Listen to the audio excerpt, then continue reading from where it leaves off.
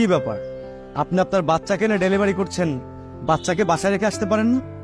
আসলে ও যখন জন্ম নেয়নি তখন ওর মা আমাকে বলেছিল।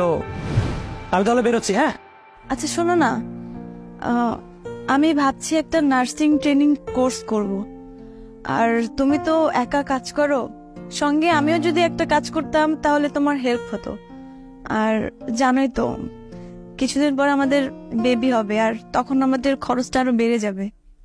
হ্যাঁ, ভালো তো, ভালো সিদ্ধান্ত নিয়েছো, করো তাহলে। কিন্তু একটা সমস্যা আছে।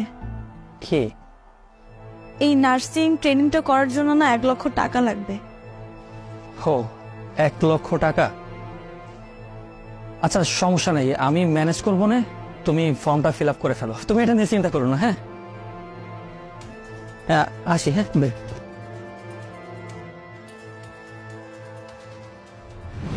তখন অবশ্য আমার কাছে অত টাকা ছিল না। মানুষের ঘরে ঘরে ডেলিভারি দিয়ে তো আর এত টাকা একসাথে অ্যারেঞ্জ করা সম্ভব না। তাই আমি প্ল্যান করলাম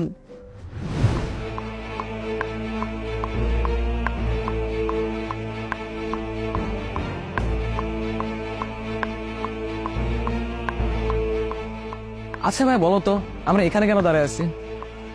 আরে একটা কাজে আসছি, 5টা মিনিট দাঁড়া, একটু পর সব বুঝে যাবি। এই তো উনি। ভাইয়া আপনি? আমার আসলে 1 লাখ টাকা ধার দরকার ছিল। আসলে ভাই, টাকা ধার দেওয়াটা সমস্যা না, সমস্যা হইলো ধার দেওয়া টাকা ফেরত পাওয়াটা। বহুত লোকের বহুত উপকার করছি, মাগার ধরা খেয়ে গেছি গা। এর লাগে নতুন সিস্টেম চালু করছি। কারো কিছু দামি জিনিস মর্টগেজ না রেখা আমি পেলাম লোন মন দেই না। আপনি যদি দামি জিনিস থাকে আমারে দেন, টাকা লয়ে যান, আবার টাকা ফেরত দিবেন, দামি জিনিস লয়ে যাবেন। আমি তো সুদের কারবার করি না। আসলে ভাইয়া আমার কাছে না দেওয়ার মতো তেমন কিছু নেই। আচ্ছা আপনি এক কাজ করতে পারেন তো, আপনি আমার এই বাইকটা রেখে দিন। এ ভাইয়া দাঁড়াও, তুমি কি পাগল হয়ে গেছো নাকি? আচ্ছা তুমি যদি বাইকটা সেল করে দাও তাহলে তুমি কাজ করবে কিভাবে আমাকে বলো তো একটু। আরে কিছুদিনের ব্যাপার, আপাতত না হয় কয়দিন সাইকেল দিয়ে ডেলিভারি কাজটা করব। আর তোর ভাবির জবটা হয়ে গেলে তো সব সমস্যার সমাধান হয়ে যাবে। ভাইয়া নিন না।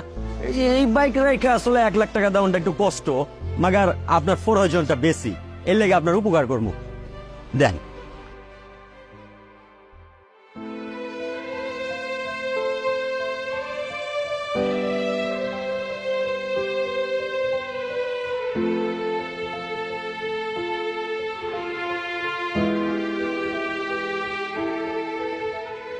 আচ্ছা আমি আসি, সময় মতো আপনার টাকা ফিরিয়ে দিব।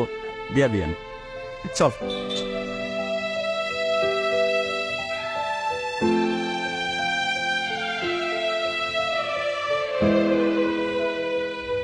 আর ততদিনে আমার স্ত্রীর কোর্সটাও কমপ্লিট হয়ে যায়, আমার বাচ্চাটাও হয়ে গিয়েছিল। একদিন হঠাৎ করে বাসায় গিয়ে দেখি একটা চিঠি। চিঠিতে লেখা ছিল,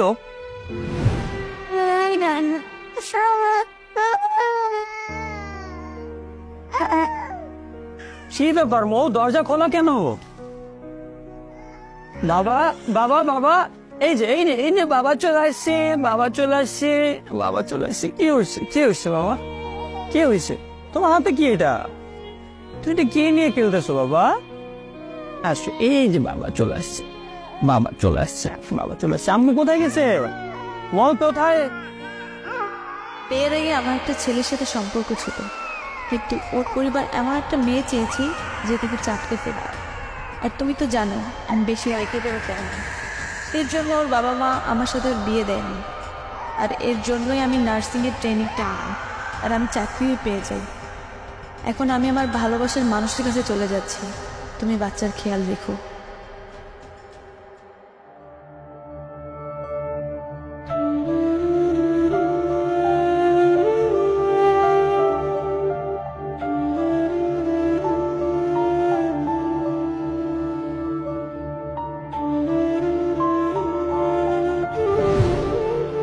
এই জন্য ভাই আমি ওকে নিয়ে ডেলিভারি কাজটা করি।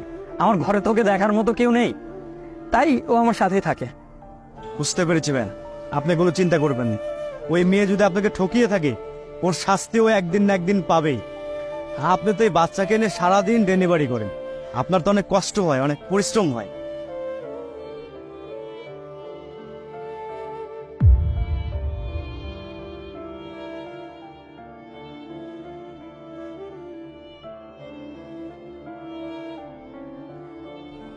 কি হলো এতক্ষণ লাগে তোমার পার্সেল রিসিভ করতে? আরে ভাইয়ার সঙ্গে কথা বলতেছিলাম ডেলিভারি বিষয় নিয়ে, আর ওর জীবন কাহিনী শুনতেছিলাম। আচ্ছা চলো। হ্যাঁ তুমি যাও।